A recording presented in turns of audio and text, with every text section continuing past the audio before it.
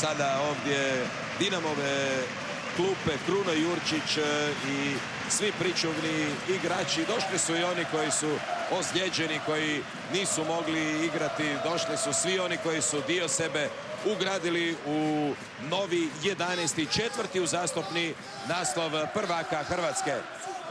Kaleljo. I gotovo je, gotovo je. Dinamo je novi prvak, odmah je krenuo jedan vatreni slap tamo sa istočne tribine. Zaista spektakularan kadar ovdje u Maksimiru. Evo počinje fešta, počinje slavlje, utrčavaju ovdje i navijači.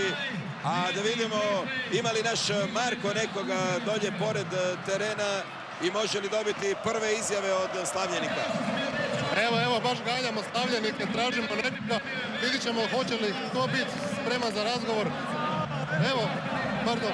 Evo ne žele, jednostavno toliko su u transu da su izvan sebe. Ako nađemo nekog odmah ćemo staviti.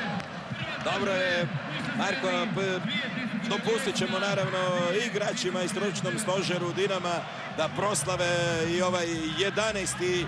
naslov, 4 naslova u bivšoj državi, 11. u samostalnoj Hrvatskoj. Počinje velika fešta u Maksimiru. Nema pehara, to je ono što moramo znati, moramo spomenuti. Dinamo je osigurao naslov, ali naravno prvenstvo će se još igrati, još su 2 kola ostala do kraja i tek u Splitu će pobjednički pehar službeno biti uručen Dinamovom kapetanu, vjerojatno Igoru Bišćanu ako će igrati u toj utakmici. Evo i Matijasa Čage koji se vratio ove sezone nakon zaista serije teških ozljeda. Tu je i Dejan Lovren, tu je Mario Mandžukić. Zaista 3 su trenera vodila Dinamo ove sezone. Branko Ivanković počeo je sa ovom momčadi raditi sve je do 24. studenog. Odigrao je, odnosno vodio Dinamo 29 utakmica, 16 pobjeda, 7 nerješenih ishoda, 6 poraza je ostvarila Dinamova momčad pod njegovim vodstvom. Od 24. studenog do 5. ožujka je na klupi modrih bio mirni i dobri čovjek Marijan Blag, a nakon toga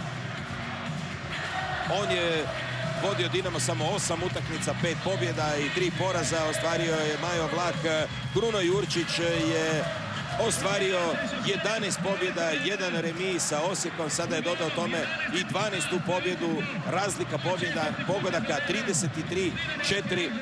Od kada je Kruno Jurčić preuzeo Dinamovu momčad, 13 utakmica, 12 pobjeda i 1 nerješeni ishod. Zaista bilo je mnogo toga u ovoj turbulentnoj sezoni. Bilo je i trenutka kada su već mnogi otpisali Dinamovu momčad, kada se sve smješilo Hajduku, kada se činilo da će titula iz Zagreba, ali dolazak Krune Jurčića, konsolidacija momčadi i jedna nova kvaliteta koju su donijeli ponajprije domaći mladi igrači okrenula je cijelu priču i evo sasvim zasluženo Dinamo slavi novi 11. naslov prvaka. Tomislav Butina, Ivan Kelova na vratima, Robert Kovač, Tomislav Barbarić, Dino Drpić je igrao prije nego što je otišao u Njemačku, Mate Maleš je nastupao, Mirko Hrgović koji je prošao jedan pakao da bi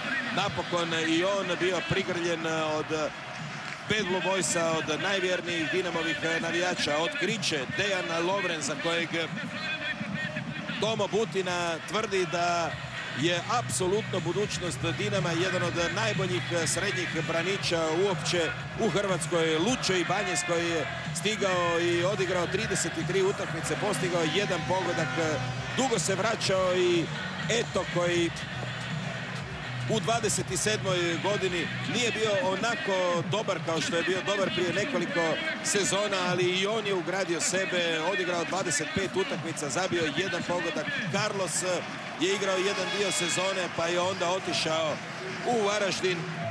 Pedro Morales kojeg je Dinamo puno toga očekivao i sada prvi puta, moram priznati, na Maksimirskom stadionu smo vidjeli Bad Blue Boys, jednu čileansku zastavu Bad Blue Boys Chile, to je transparent vjerojatno u njegovu čast. 10 pogodaka je zabio Morales Chago, također povratnik nakon jedne serije teških ozljeda. Na kraju je ipak skupio 17 utakmica i jedan pogodak. Adrian Calello, novo pojačanje, 10 utakmica je odigrao, još nije zabio za Dinamo. Ante Tomić, koji također nije mogao večeras igrati zbog ozljede. Tu je Ivan Tomečak, za kojeg također možemo reći da je pravo otkriće i nova velika modra kvaliteta. I dalje kruži ovaj plavi autobus u čast prvacima Hrvatske za 2009. godinu. Tu je, naravno, i mora ga se spomenuti, onaj dobri duh Dinama, Mihael Mikić, koji je odigrao čak 28 utakmica, zabio jedan pogodak i onda otišao u Japan. Guillermo Suarez je također odigrao 8 utakmica. Igrao je za Dinamo i onaj bjelokoščanin Didi Gela, 5 utakmica. Ilija Sivonjić, koji je stigao i odmah oplemenio Dinamovu igru i sasvim sigurno je jedan od igrača na kojem će se temeljiti igra Dinamova u novoj nogometnoj sezoni. Tu je i Miroslav Slepička, Čeh, kojeg su mnogi dočekali sa podsmjehom, rekao bih čak, ali koji je onda pokazao da itekako može biti koristan.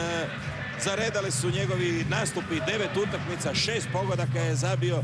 Josip Tadić, koji je također imao oscilacija ove sezone, na kraju je 32 puta ulazio u igru i zabio 8 pogodaka. Boško Balaban i Tomo Šokota također su ugradili sebe u ovaj naslov, vjerojatno tužni što ne mogu više biti dio ove momčadi, što ne mogu dijeliti ovo veselje zajedno sa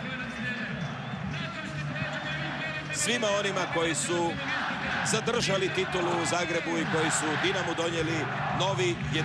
naslov, 4. uzastopni.